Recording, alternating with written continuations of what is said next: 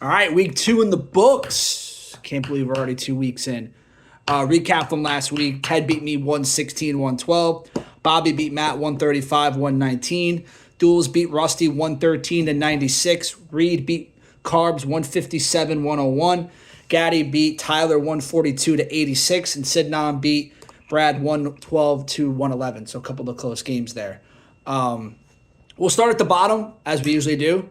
I still got Bobby at 12. Now, I know Bobby's team had a great week. Marvin Harrison Jr. was awesome, caught 2 touchdowns. Malik Neighbors was awesome, minus the drop in that one play. But I like the quarterback situation, too, with Jayden Daniels and Jalen Hurts. But I still don't love the rest of the team. The tight end situation is bleak. The running back situation is bleak. You're depending on 2 rookie wide receivers who are very good, but to give you the kind of consistency every week is still a question. And I still put Bobby's team at 12, but I do like the direction that his team is heading, and he may not be in 12th for much longer, depending on how things go. So still have Bobby at 12, but I think he is inching closer toward getting out of the bottom there. Dooley at 11. Some really concerning things with his team. Number 1, Pacheco is out. Who knows how long he's going to be out for? I think they said 6 to 8 weeks, so that's not good. Michael Pittman has been a no-show, and partly it's not his fault. It's just Anthony Richardson has really not thrown him the football, and that could be a concern. You saw how the way they played against the Packers, where they really could not move the ball down the field. So I have Pittman in another league, and I'm really regretting taking him at this point. And Chase is still getting up to speed, so you're depending a lot on C.J. Stroud to carry you, and as good as C.J. Stroud is, he doesn't give you the running option that some of the other quarterbacks do. So not much has changed. They are still 12 and 11 in the power rankings. I'm moving Rusty down to 10. Rusty was at 7, so this is a big drop down to 10. But listen, 0-2 to start the season, has the least amount of points scored so far in the season. Some things I'm concerned about. Number 1 is with Tua out, you got Skylar Thompson at quarterback. Tyreek Hill is not going to be getting nearly the amount of yards that he would have. Deebo Samuel's going to be out for a couple of weeks with a calf strain. T. Higgins is still out. And is Trevor Lawrence still good? That's the one thing I'm a little worried about for Rusty. Is Trevor Lawrence still a good quarterback? Or are we worried about his fantasy stock at all? But Jonathan Taylor has been a stud. And listen, Tyreek Hill's Tyreek Hill. I still don't think he'll put up bad numbers, but he's not going to be able to. I don't know if his production is going to keep up with the quarterback situation that he has. Sidnam at 9. I mean, listen, very lucky to beat Brad by 1 point, considering that you had Kenneth Walker. Like, dude, you knew Walker was not playing like Friday. Like, to not put him in, I'm kind of calling you out here, man. Like, you got to make that switch. Like, if you care about the league, you make that switch. And I'm pretty sure you had Buckner and as a DL, that also was in your lineup. And he didn't play. So, like, you got to be more on top of it. But I'm still going to put you at 9. Calvin Ridley, to me, could really be a force with them on offense against a good Jets pass defense. So I think he can give you kind of that stuff. And worried about Travis Kelce, though. Kelce has been really bad the first 2 weeks. He's not gotten that production with Mahomes. Is he still going to give you that? So I'm keeping Sidney's team at 9. But be better, man. Be better. Carbs at 8. I'm a little worried about the Jalen Waddle situation just because what I talked about with Tyreek Hill. You have Skylar Thompson throwing the football. But I love the backs. I love Montgomery. I love Jacobs. I think that's going to continue. And Josh Allen, despite a bad week, I think it was just a bad week, and a lot of it was just Miami's self-inflicted wounds kind of hurt his offensive production. Not really Josh Allen's fault. And Drake London, can he keep this up? Because Drake London was really good.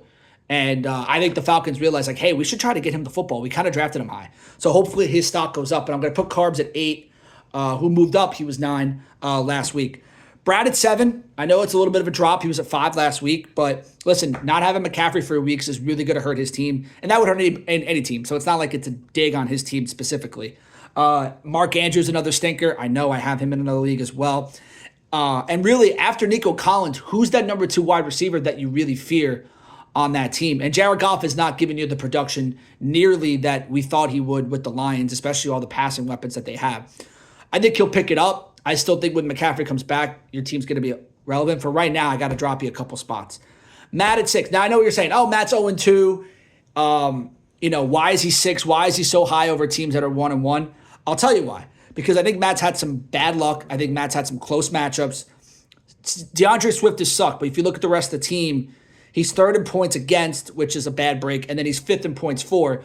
So, you know, he had a lot of points, scored against him with Bobby, who I think scored the third amount of points, and then lost to me last week in a really close game shootout. So Kyler was really good. Achane, who I think is going to get a ton of targets now with two out of the picture. I think they're just going to feed him the ball. So I like Matt's team going forward, despite the 0-2 start. But if they lose again and he has another bad week, then maybe we got to reconsider.